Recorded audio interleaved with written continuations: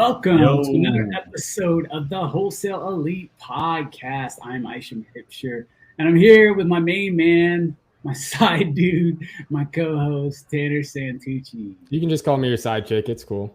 I know. But man, I'll tell you what, today, for any of you who are listening and aren't watching this show, this is going to be a bit of a shocker. And first, I want to introduce you all to my main man, Andy Rong. Andy is, I met Andy in Astro, and you're going to hear his story because he has a phenomenal one. Andy's probably one of the most unique guests that I've had on, or that we've had on the shows to date. And I don't see any others that are going to be challenging him. So I'd love for you guys to meet Andy, hear his story. Andy, what's up, dude? What's up, bro? What's up? Thank you for having me on. How you doing today? I'm doing good, man. I'm doing good. It's been awesome to have you on. The first time I ever heard of you was on a podcast that Jamil Damji has called To the Moon. And I heard your story, and I'm like, oh, man, this was like my first month getting started. And, bro, it was so inspiring. And to have you on our show is an honor. So I'm really stoked. Thank you. It was an honor for me to be on here. I think my purpose right now, currently in life, is to inspire people and just set the bar higher for people my age. Like, I don't want other 17-year-olds to believe that just doing the absolute minimum is what is expected, which is not. I just want to set the bar higher for everyone else. Absolutely. And I don't know when if you I guys see, caught that. Right. I don't know if anyone caught that, but Andy sounds like a grown-ass man. But he's 17, and I mean, he's entering the grown-ass man. Man. Yeah. So Andy's a young guy. So, dude, I mean, I'm sure now that people are hearing that, their brains are broken. And they haven't even heard about what you've done in real estate yet. But just to know you're 17, walk us through that story, man. How does a 17-year-old find out about real estate and then have the gumph and that work ethic to pursue the career with success? Please walk us through that. Right. So I feel like we should start like way back. So last night I was actually thinking what I was doing back in elementary school. Obviously I wasn't this person back in elementary school. Every entrepreneur is built from being in the furnace for a long time. So in elementary, I remember first step. There was like for a school fundraiser. I guess that was my first step into just sales and marketing or whatever. And then we went on to middle school, or as I go on middle school, I sold my old stuff on like Craigslist, OfferUp, sold all like my old stuff just to get some cash. And I wasn't like in the mindset of like, okay, I'm gonna think long term. I was just like, okay, let's get this cash and I'm going to go buy something stupid. That was my mindset back then, which obviously is much different now. Sure. But at least that got me to like where, okay, so I can hustle and then get money. Like that's how that works. So then that started like, okay, lighting a fire in my head. And so as I progressed on in high school, like I think freshman year, COVID hit, I think. And then that's when I started like a drop shipping business, which I think every single teenager has tried. And like pretty much like 99% of them fail because of how saturated it is. But I started it was an automatic hand soap dispenser. So like, because I thought during this time, like COVID, that like people would want to like not touch, I don't know my ideas back then, but like people wouldn't want to touch the dispenser, so it just automatically dispense. And this would be able to place in all households instead of just like in restaurants and stuff. I thought it was a great idea, but I just didn't put enough work in. But that I guess gave me the idea of how much or how long the journey was going to be with entrepreneurship.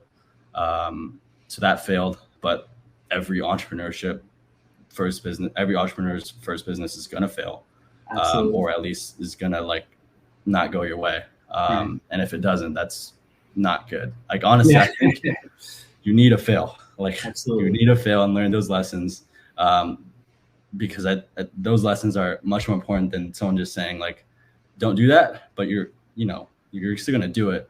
But there's two different types of wisdom. There's experience wisdom, and then there's learned wisdom.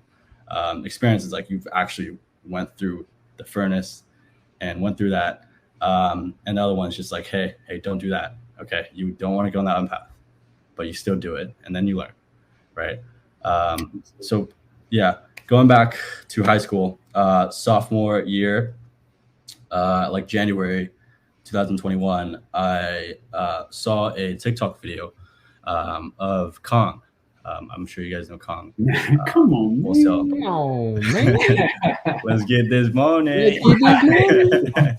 Yeah, so I saw his videos and I was like, holy shoot, like I didn't know you could do that. I didn't know you could do real estate without any money down. And I was like, okay.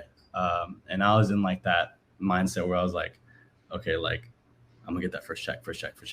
Right. Which like now I learned like I need to detach from the outcome. Right. Because what like progressing a little bit, at the mastermind, I learned that when you start thinking in like 10-year runs instead of like, because if you can't do this business forever, don't do it for a day, right? Like, gotta think in 10-year runs, 10-year increments. That was like a huge nugget. Like, that was great. What was I on? About the Kong. So I tried getting into that, but I felt like I needed guidance. And then one day I just saw like Jamil's like ads, and that like just got me into it. I got on a call with one of the reps, and his name is Kilo. And I was 15 at the time. Like I just turned 15 and I didn't have too much money. And I had some money from like side hustles and stuff and working at my parents' restaurant. So I got some money from that. I paid the first month off because I couldn't pay off the whole thing because I didn't have the money for that. Right. So what I did was I got access to the course and stuff, joined Astro, try to learn as much as possible. And then like I tried doing direct to seller. I tried doing all these different things. I had the shiny object syndrome, and I chased everything. But I think that was important, because that taught me a lot of lessons of what not to do and what I should be doing. And that was really helpful. But then like 3-4 months went by. I was staying up super late, like up until like 4 a.m. on a school night. Real estate, but like I wasn't doing tasks that actually mattered. Like I was doing like cleaning up Excel sheets and like doing stuff that didn't matter. Right. Like not actually money making activities. And I was like ignorant at the time. Yeah, I was. Yeah. I was super closed-minded and my mindset wasn't in the right place. I was just kind of in that dog mentality where I was just like, go, go, go, go, go. And I wasn't looking left and right, watching for my steps. I didn't have a set direction. And then I wasn't able to afford anything. And I was like, hey, Kilo, I can't pay for next month. I'm just going to have to, like, I'll call you back, or like, I'll reach out to you when I can pay back the money. So left Astro, or took a break from Astro. And then for how long? I think it was 3-4 months. Okay. From Astro. Not too long. And so that's the period where I built, or the story was, my dad had this friend that owned like a fruit wholesaling company. And they had a bunch of surplus pallets. And I was like, okay, like, there might be some, like, this guy has an issue. He has all these pallets that he doesn't know how to get rid of. And they're just stacked in the side of his warehouse. And there was just hundreds just stacked up. And he would tell me, like, I would just, like, he's like, yeah, I just, some homeless guy comes around with a truck and grabs a couple. I'm like, hey, there's probably some money here. So I dug in some more in pallet flipping. And then and I went on Craigslist. I found someone or some buyer in California that was had an order or needed like 20,000 pallets. Okay. And I was like, hey, bro, like how much would you pay for each pallet if if pickup was in like Houston, which is where I live? And he was like, we can pay $5 and we can pay trucking costs. Okay. And then I talked to my dad's friend, and he was like, yeah, dude, just get rid of them. Like, we don't care. Like, just it would do us just better for you to get rid of them. And I was like, okay. Wow. Free inventory. I call up the California guy, and he's like, okay, let me send the truck. Okay, coming Monday. And then Monday comes, the truck. And where do you live? I live in Houston.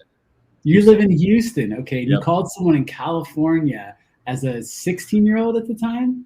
Yeah, probably. Oh, no, I was still 15. 15. And you organized a shipment from California to come over and pick up wow. Okay, yeah. Carry on. Yeah. So the truck came, and then the warehouse guys were just guys that didn't have it was on their break time, and what I'd do is I'd either give them lunch or just say hi or something, and they'd load up the truck for me. They'd load it up thinking it's like a regular shipment, and I'm just to the truck driver. I just give them the bill of I forgot what's called, bill of loading or bill of lading, something like that. Yeah, it's like a receipt of yeah. So and then he signs that. I go home, and my home's like 10 minutes away. And that was the transaction. That's how it would go for 5 more times. So how would you get paid then? It would be through just a wire through my. Wire. It would go through my dad's account because I didn't have a business account, and then he would just pay me in cash, and he would take some commission because. Nice. Family of hustlers. Yeah. There you go. Yeah. So that's how I got paid. But I made a decent amount of money from that. And then it all blew up one day because the guy, my dad's friend, found out about the whole operation and was like, what the hell? How are you? Okay, I'm not doing this. You're making too much money. Oh no. How much were you making from these pallets then? So there was 500 pallets at one time. That would be every 2 weeks. So he would build up 500 pallets per week at the warehouse. And then I just call the buyer hey, I have pallets ready for pickup. Send your truck. So every 2 weeks you're shipping out, or every week 2 weeks. Every 2 weeks, I would just send he would send the truck, pay for all that, coordinate all that, and then he would send it over. So that was super cool. That was a money hack. I gotta know what you made. I made 10K around 10K that whole time. And how long did that last before that pallet? 5 times, 4 or 5 times. Well, you made over 20K then selling pallets in a few months. So how much? 10K, I have to know how much commission did your dad take out? That's. I don't think too much. I forget, but he just paid me in cash or transferred to my bank account. He didn't take too much. So it was 500 and then times $5, which is 2,500 per shipment. And I had no overhead. I didn't have any overhead. So that's that. And that built up some money to pay back Astro. So I paid that off. Or actually, let's rewind a little bit. So that blows up because, they found out. And then one day, or a little after that, I was just driving to Kroger and I was just listening to podcasts and stuff like that. And I come across Jamil's To the Moon podcast with Noah Blankenship. And for those listening that know Noah Blankenship, super cool dude. And the video was titled 19-year-old closes 68 deals a month or something like that. I'm like, what? And I knew Noah. We joined at the same time, pretty much. It's the same time frame. He just hit it better, right? He didn't have anything different from me. He just hit it better. So yeah, I was like, okay, I know Noah. He was in the same position as me. He had the same circumstances, if not worse, and hit it way harder. So I was like, that lit a fire in me. I was like, okay, let's go back in this, but let's take a step back a little bit and make sure we're heading around the right path, and we're gonna go 200%. And now me and Noah are still good buddies. he's super cool dude. And I'm just super proud of him. Like, he's done so many transactions, and I'm so grateful that his video brought me back. So I have to ask, so for the pallet thing, and not specifically the pallet situation, but I remember you said that you started doing the pallets whenever you were in your break from when you first started Astro, when you needed to make money. And then you mentioned you saw the problem, and so you wanted to provide a solution, right? This guy had all these pallets. Now, was that type of mindset, the way you thought that through, like problem, I can be a solution? Was that, did Astro, the first time being in Astro, did you think that way beforehand? Or was it Astro that kind of taught you, hey, if there's a problem, I can be a solution? And that's when the pallet situation came about. I think absolutely Astro taught me lessons that, you know, if seller has a motivation, like some issue with, you know, a home or something, and I'm there to provide a solution. So that got me in the framework to, if I see someone having a problem, you know, there's a solution to that.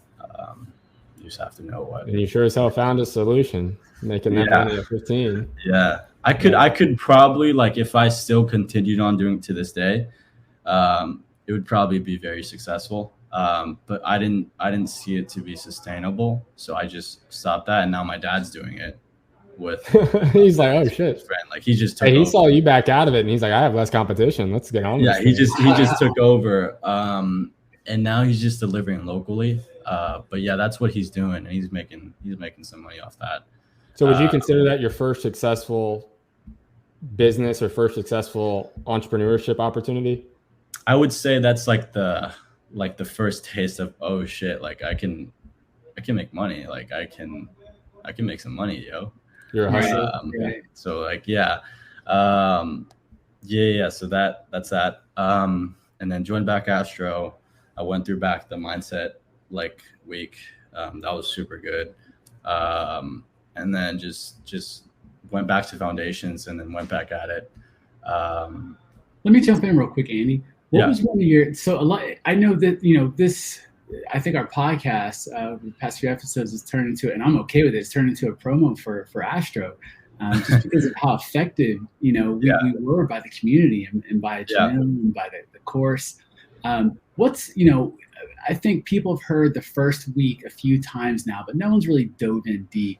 The first week, just for anyone who's not listening, it's all mindset. So what's one of your biggest takeaways? Because you already had an entrepreneurial mindset. You know, it seemed like you already had the mindset to find a need, a void in the marketplace, and fill it. You know, like you looked for the hand soap, you know, dispenser.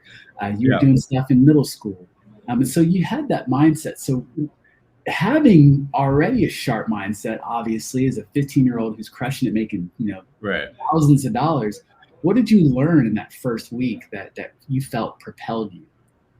I think that built like the foundation of where I needed to go for mindset wise. I think the biggest takeaway from that week, because obviously my mindset has changed back since then, but I think what was really important was meditation and prayer. That was super important, just to mindset. Like that was I guess my mindset back then. But now, like, people see me work like in school and they're like, what the hell are you doing? Like, you shouldn't be doing this. I'm like, this is what I like to do.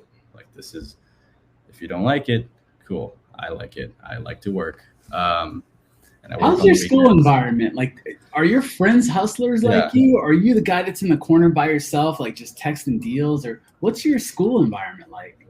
24/7 when I'm in class, I'm thinking about real estate. Like I'm thinking about, okay, is she sending me a contract right now? Where should I get this at? Hey, did he text me yet? I'm trying to get this locked up.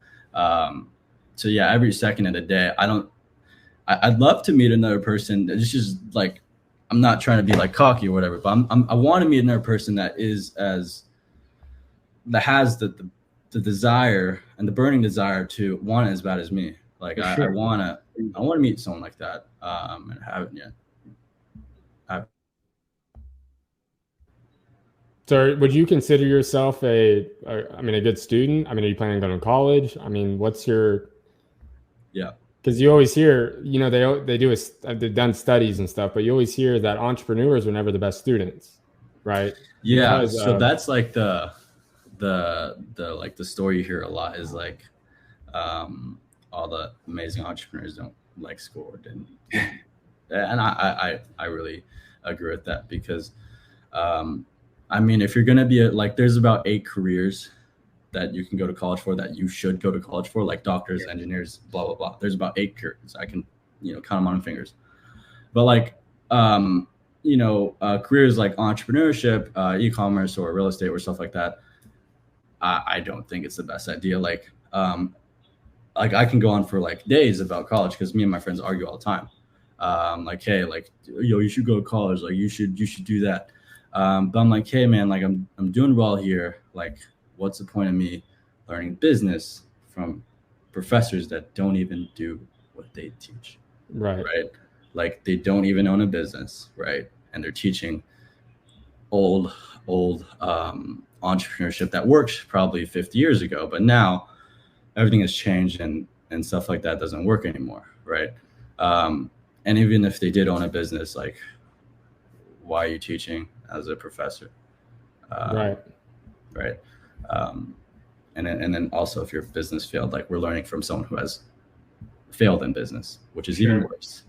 Right? One of the only business professors that I had, because I was business when I first went to college, and then I switched over to a medicine degree. But when I first got in, the only professor for any of my business classes that actually owned a business, he owned a franchise of Coney Islander hot dogs. And so is that really business? Can I take this guy serious or? Right. But yeah, no, I was just adding to that. It's funny. Yeah. I mean, I like what has a higher ROI, right? Spending 4 years of your prime and let's say 100K, 200K in tuitions, or joining Astro. Let's just use Astro for an example. Like, what has a better return on investment? Sure. I don't know. I think Astro is a better investment, to be honest. I think we would all argue that. Yeah. So you make the money, and you make the money, selling the pallets, and now you're like, all right, I'm ready to go all in on real estate. So real estate must have really struck a chord in you to want to go back to that versus, you've got proof of concept. You can make money. You're resourceful enough to figure stuff out. Why go back into real estate of all the different endeavors you could have done? Right. It just really felt like my gut just told me you should get back in real estate. And also, like, one thing was, like, after the palace thing, like, that blew up on my birthday, or like, let's move back a little bit. My grandpa had this house that was in Houston. It was vacant. And I was like thinking, like, this is where that framework came back in. I was like thinking, there could be some money here. And I had some previous knowledge from wholesaling, right? So I knew, like, vacant house. Okay, click, that ring in my head. And I was like, okay, how can I sell this and get this boat out? So I asked my grandpa, would you be willing to sell? And he was like, yeah, at a certain price. And then I got his price, which was, I forget now, but I reached out to, like, my previous network of dispo wholesalers and guys, and this I sent it out to a bunch of people. But this one guy responded, disposition wholesaler, that said, like, hey, I have an offer from a hedge fund that could buy this home. And it was too high price for a fix and flipper. Like, it didn't make sense for a fix and flipper. So we ended up selling to a hedge fund. He didn't, like, I got kind of fucked on the deal. He had, like, 3 other partners that I didn't know about. And then, like, we had to split the 17K assignment 4 ways. And I was like, okay, whatever. Like, let's just get this done. So I was under impression that we'd split it 50-50, but right. 2 other guys came in. Whatever. And this is your grandpa's house, you said? Yeah, this is my grandpa's house. What was that? Let me ask them, what was that process in terms of, I mean, was he already willing to sell and you knew about it when you knew about the property, or did you have to go to him and say, hey, grandpa, here's the deal. Would you be open to selling? I told him, like, hey, he kind of knew, because he didn't he speaks Chinese, and he doesn't really understand most of the stuff I do, but he knows, like, I guess, in real estate. certain price, and he was like, yeah, and he gave me the price, and then we worked from there. It was quite difficult actually. Like he lived in China, and like to get closing docs signed, it was a really difficult process because we'd have to get like all that verification done. But that was like that was before this whole transaction was before I even saw Noah's podcast. So I did this, made some money off that. But the thing about it was I didn't go right back in real estate, which was interesting to me. And only until like a month later I saw Noah's podcast, and I was like, okay, let's go back in. Because my parents, like, when a lot of entrepreneurs or successful guys speak on stage and they're like, hey, thanks mom and dad for being there for me, and stuff like that. I don't think I want to be that way, because my parents didn't really support me. Obviously they're great, I love them, but like my dad was always like, you'll never be able to do this. This is, how is it even possible? You do real estate and you're 16, you need a license. And everyone, when someone hears about you that does real estate, you have a license? Do you have a license? Yeah, right. How are you doing this? So he was like that. And then I closed the deal I closed our grandpa's house, made $4,500 off that. And he was like, there's no way you can't do it without like yourself, without our help. Like, because obviously it's grandpa's house, is, I guess, like easier to negotiate and stuff like that, which is true. And I was like, okay, yeah, cool. Okay, let me try to do this on my own now. And like there was just these new like barriers, new obstacles now. So junior year goes by. I'm still grinding every day. And until like the last day of school, like literally the last day of school, I finally closed like a deal that, this is like literally like 5 months ago. And wow. I closed the deal in Tampa, or like Northport, Florida, for $5,000. We sold it to a hedge fund. And I got that work like actually on my own and not using any of our own properties or whatever. And he was like, that, yeah, it's cool. 5K is cool, but can you turn it into it? Like, can you? Yeah. Your dad's a hater, man. Yeah. So I was like, okay, let me try again. And I was like, okay, summer's starting. I got to go hard. So I went 100% every day. And I forget, like I went so hard. I just forget like what I did. Like, I don't know if you guys have those seasons, but 100%. Forget what I did. Like I just grinded hard. I just know that. And then I remember I built the system. A lot of late nights. I was just like, oh my gosh, how do you work this? Like, and then like shit didn't work, and I was like, oh my gosh, because I know Isham had like, you have a marketing background, right? Sure. Yeah. I know sometimes when stuff doesn't work and you're just super frustrated, like, oh my gosh, and then next day you get it figured out. But like stuff with like Zapier that doesn't work. Oh yeah, integrations it's rough. That stuff really, really gets me fired up. But now I built the real estate, I guess, systems company that I'm now helping a lot of people automate a lot of this stuff in their business. Dude, let's talk about that if you don't mind. Yeah. I mean, you've got a phenomenal product that I recently just found out about, and a phenomenal company in REI Reach. But please tell everyone about kind of. I think I understand why you started it, but I'd love to hear your insight. Yeah. Go nuts. Yeah. So the purpose of it was because in the summer I had a lot of time, right? So I knew like when school came along, I was gonna have little, if not no time to work on my business. And I knew the KPIs I needed to hit. So I was like, okay, what are the tedious tasks I have every day that are literally just busy work and that I can probably automate? So I just tracked my day and figured out, okay, these are the tasks, the follow-up messages, the potential deal follow-ups, new outreach. These are all very manual, and these are not, I guess, high money-making activities. High income, yeah, sure. Yeah, like something like that. So over the course of like 3 or so months, I worked on building something that was the most efficient system. Until like one day, I didn't at the beginning, I didn't have the vision of selling the system. I had the vision of making something that was badass that could save me tremendous amount of time. Like that was the vision, right? That it was nothing like there was never RA reach in mind. There's never anything like that. Until one day, this guy in Astro reaches out and was like, "Hey, do you use RA Reply?"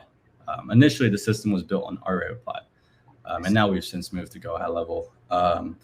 But he was like, "Do you use RA Reply?" And I was like, "Yeah, I use RA Reply." And he was like, "Yeah, can you show me how it works and stuff?" Yeah, and then I had a meeting with them later that day, and I showed him around like the agent outreach system. Obviously, it's way better now, but I showed him before, and he was like, like halfway through the presentation, he was like, "How much?" And I was like, "What do you mean how much? Like, do you want to buy it? Like, how does that work?"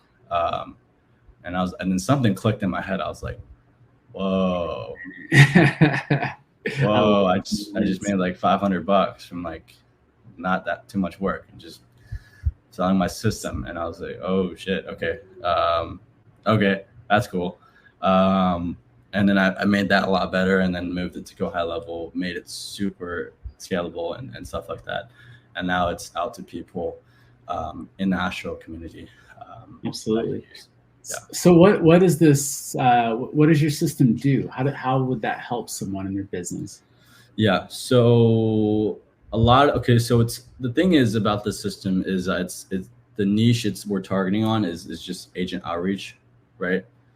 This is not really for like the general like market because a lot of people don't do that. I could probably build something like that, but that'd just be teeth pulling, and I'd rather not do that. So this is tailored towards like the Astro community because I know that's where everyone is doing right now.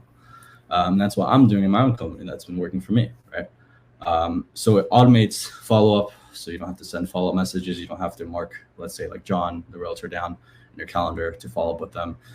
Automatically, like it randomizes like the time it follows up with, like so, and then it gets more personalized the more you follow up with them. Track all your deals, current deals, and like all the people you follow up with. I mean, I can have a 2-hour presentation again on how the system works, but let's just say like you can do as much out. Like I would say that is that in the system in one sentence. Absolutely. Now, are you planning on rolling the system out publicly, or are you just keeping it mostly to the Astro community? That I haven't thought out that far yet. Like this is like literally like 2 months ago. Like this all happened in like 2 months, which is crazy. So I don't know. I have to think that out and sleep on it. But that could be a great idea. That could be no worries. Well, let's if we can, let's talk a little agent outreach. I know this is a mindset podcast, right? Where we try to stay away from a lot of strategy and how'd you build your business and stuff like that, and more so focus on the mindset. But I know a lot of listeners maybe aren't familiar with the Astro community or aren't really familiar with agent outreach. They've just heard a lot of the common stuff that's out there, started off with driving for dollars and pulling lead lists and things like that. What is agent outreach to you, and why did you choose that method? I chose agent outreach because everyone's doing it. I was like, okay, like I didn't want to miss out on it, so I picked it, and then it worked. The first deal, or it was actually with the system. And when I started marketing on the system, I closed 2 agent outreach deals in my first 2 months of using the system, which is pretty quick. And that was, I guess, the proof of concept of the system. So I was like, hey, I can give this to people. But going back to your question, yeah, agent outreach is amazing. Like I think it's sustainable. I think, Keegley is doing it 100%. Like, obviously they have JV deals, but they're pretty much doing 100% agent outreach right now. Like, so that's why I was like, okay, that is going to be the most sustainable way to build my business. Absolutely. Well, dude, along your journey, I'm sure you've had some pretty crazy wins. Probably some terrifying things happen that happen to all of us. So those oh shit moments where you're like, oh crap, I sent the wrong contract or I did something. Can you share with us one of those stories, one of those scary stories where something that may even stop someone who is in wholesaling from if they think about it, man, what if this happens? That may stop them from taking action. Can you share one of those stories and how you got through it?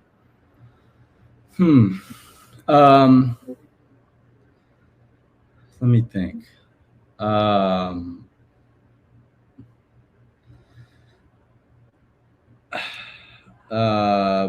Back in my first stage of doing wholesale real estate, I had this, I think every wholesaler goes through it, but they think this one deal is like amazing and they keep trying to bend the numbers and making the numbers work when everyone's saying like, no, this doesn't work. And he's like, they're trying to sell like a tire shop and making that try to work. That was how I was back then. That was probably why like I didn't progress as far as I wanted to, was because I was so attached and emotionally attached to one deal. I didn't realize that you need to see 100 deals and then you'll probably get one out of that, right?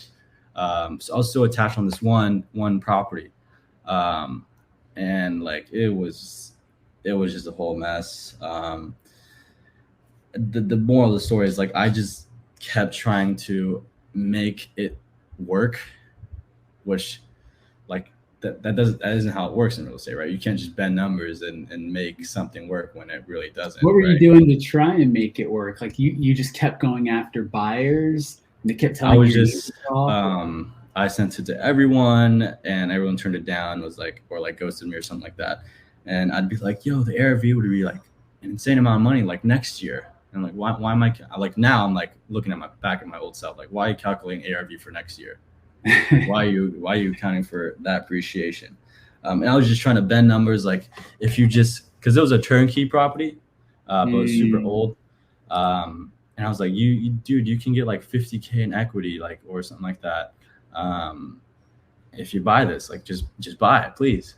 And you had this marked up? Yeah, the thing was marked up like crazy, I think. Just looking back at it's hilarious. Now I'd never do that because like I said earlier in the podcast, like those lessons, like we need experience. And then now I'm like, okay, I'll never do that ever again. What's something that you want to kind of caution new wholesalers? Looking back on your path, like, man, not I wish I wouldn't have, but kind of, had I not done that, maybe I would have shortened my learning curve a little bit, or just a little cautionary tale for any budding wholesalers you got. Find a mentor. If you can, find a mentor, because I think that's absolutely the best way, because they've already gone through those experiences and now you can learn from their experiences and they can watch like, hey, some of the good mentors actually want to see you go down a path and burn. So you actually learn that lesson. Absolutely. And they'll tell you after like, hey, I knew you were going to go down that path, but like, I didn't want to stop you because that was a lesson that you really needed to learn. I think those are honestly the best mentors, because that's when, okay, you gain real wisdom. But the next thing is detaching from the outcome. So detaching from, okay, I need my first check. I need, like the words we say are so powerful. Like saying, I need this. Like, why do you need it? Like, aren't you good right now? Like, you're not living in a third world country, right? Like you're living in a home with a roof over your head. You don't need this. And then that just detaching from the outcome is super important. So you can focus on providing value instead of the actual money. I know, like in the books, The Go-Giver, which I recommend everyone here, is an amazing book. That pretty much, like, the point of the story is like when you provide value and you exceed expectations, that's when you'll get paid as a side effect, not even like the reward. The reward is just providing value to the person, because that is the purpose. And once you do that and you give and give even more, when they expected an ask, but you kept giving, they're gonna, the law of what was it called? The law of reciprocity or something like that. Yeah, reciprocity. Reciprocity, and they will be like, okay, I owe this guy something. Like at least, like this guy's given a lot. Let me do something in return for them. So how does a new person? sorry to interrupt. How does a new person give? Person that feels that they may have no value. What do they have to give? Really just like learning the skills required to give, and then go from there, right? Yeah, absolutely. One of the things I learned when I was budding, I had a mentor that told me, Isham, you're either, because I felt the same way, like I have nothing of value to offer. And he said, usually, there's two of the most valuable things you can offer in this world that are valuable, right? Either time or money. And usually the person who has a lot of one is short on the other. So a person who has a lot of money usually doesn't have a lot of time. The person who has no money usually has a lot of time. So that's the value you bring to the table is the time. So you call up that person, you say, hey, look, mentor, person who's killing it right now, who doesn't have the time. I got the time. Can I make the calls for you? Give me a list. I'll split this thing whatever I want. So I think that was, that's something newer folks should consider. If you're not feeling like you have anything of value to offer, offer yourself, offer your time. Right. I think I absolutely agree with that. Is that we need to focus on building our skill sets, something that cannot be taken away from us. Like money can be taken away from us, right? Like the stories of like billionaires can lose all their wealth and then build it back in a couple of months because they have that skill set and they have those experiences, right? They can do that. But with someone like some guy in high school won't be able to do that. They won't be able to just build generational wealth in a couple months, right? But a billionaire can because they've actually done it and went through the furnace for 10, 20 years. So true. So yeah, we need to build specialized skill sets that cannot be replaceable, that cannot be replaced by a 3.1 GPA from, I don't know, wherever. Something that's skills that are not replaceable and skills that are specialized and not easily teachable by society. I think those are absolutely the most valuable skills to have in this current day. That's good. And you can definitely do that in real estate. There's so many avenues that you can take. More specifically in wholesaling, getting that foundation. So that's fantastic advice. Thank you for that. Wow. Absolutely. Dude, this is great. I do want to ask you this. So you put your head down in the summer, you're grinding it out. You don't even remember, what all you did. Let me ask you, you don't have to tell me the month or anything, but what's been your biggest month in terms of revenue that you've done so far for yourself? So currently in August, which was like the last month of summer, was a $23,000 month. That was August. So first month back to school. September, I did nothing because I was focused on like REI Reach right now. Like I was focused on like building it so I can give it to other people so they can use it. That was the whole month.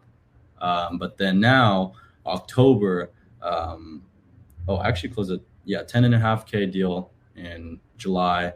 So 10.5, and then I missed the deadline a little bit, but November 2nd, I have a $40,000 deal closing in Tampa that's already in assigned or whatever. So it would have been like a 50K a month, but unfortunately, like 2 days off. But I'm just gonna say 50K a month anyways. And then that's only the real estate side. Like that's not system side, which is also a lot more money. Sure.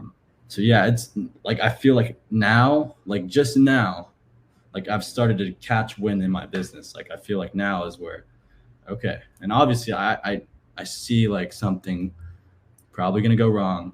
I expect that. As entrepreneurs, we need to expect something to go wrong. So I'm waiting for the drop. I'm waiting for it because real estate. Hey, we've had that week. It's already been that kind of week for us. So there's that drop, and it's coming. I'm prepared for it. I'm ready for it. And that's beautiful, guys. Like the mindset that Andy has, it's so important to take away, what he just spoke about. Tanner and I were just talking earlier today, and it's funny because when you learn to expect the drop, you're not shook by it. When it happens, you're not like, oh, there goes, you just knew it was coming. And today Tanner and I were laughing because it's like we've had one hell of a week, and today it's been thing after thing, so much so to where I'm just laughing like, universe, like this is hilarious at this point. Like I appreciate the lesson in humility that I'm getting right now. But you're absolutely right. Yeah. I'm like, keep them coming, because like new levels, new demons, new levels, new obstacles, right? Like more money, more problems. Like you hear that saying all the time, and that's absolutely true. Like, so I think that's how it is right now, dude. Well, man, I mean, I'm so excited to be, you know, alongside of you in this journey. Tanner's now in Astro, so we're all tight knit, bro. We're definitely this community is phenomenal, guys. I know again, we talk about Astro a lot, but I encourage anyone who's considering mentorship or coaching. You know, it's a good community. It's different. Let's put it that way. Mm-hmm. But nonetheless, Andy, brother, thank you so much for your time, dude. I cannot wait to have you back on the show in 6 months or so from now, and just hear all the craziness that's happened, in between. So, brother, thank you so much for your time, Andy. Greatly appreciate it. Thank you. I appreciate it, Andy. Dude, before we let you go, I'd love to know what markets you're in, so people can connect with you and see deals, because you are the dispo master. And then also, how can people get in touch with you? So I work deals in Tampa right now mainly. But by the time you hear this, I'll just, like, if you send me a deal in Jacksonville also, because I've sold like 2 deals in Jacksonville. So Jacksonville and Tampa are, I guess, my markets, but Tampa is my main focus right now. And the best way to reach me is either I'll give my phone number out. Are you ready? Ready. 832-292-7286. Giving the phone number out. That's what's up. So Andy Rong, sir. Andy Rong, the man, working Tampa, Jacksonville. Hit him up at 832-292-7286. We will put that info in the show notes. Any socials you want people to follow you on? Facebook, Instagram. I can give that handle. Instant handle is just A and then Andy Rong. And Rong is spelled R-O-N-G. R-O-N-G, yes. Absolutely. Wrong without the W. I love it. Andy, my brother, thank you again so much for your time. We look forward to it. Thanks for being one of the elitists, and we'll see you next time. Thank you. Appreciate it, Andy. What up, guys? Thank you for watching or listening to another episode. And look, here's the deal. If you got value out of today's episode, we kindly ask that you subscribe and like and get this bad boy going. And look, if you're in Florida, we're in Florida. That's our marketplace, and we want to help your deals get to the finish line. So if you got any deals that need help with dispo, send us an email. We're at deals@unwindinvestments.com. You can also submit it via our property submission form online at unwindinvestments.com/deals. And guys, we want you to be the next guest on our show, so get out there and hustle and grind, and let's get to work. We'll see you in the next episode. Peace.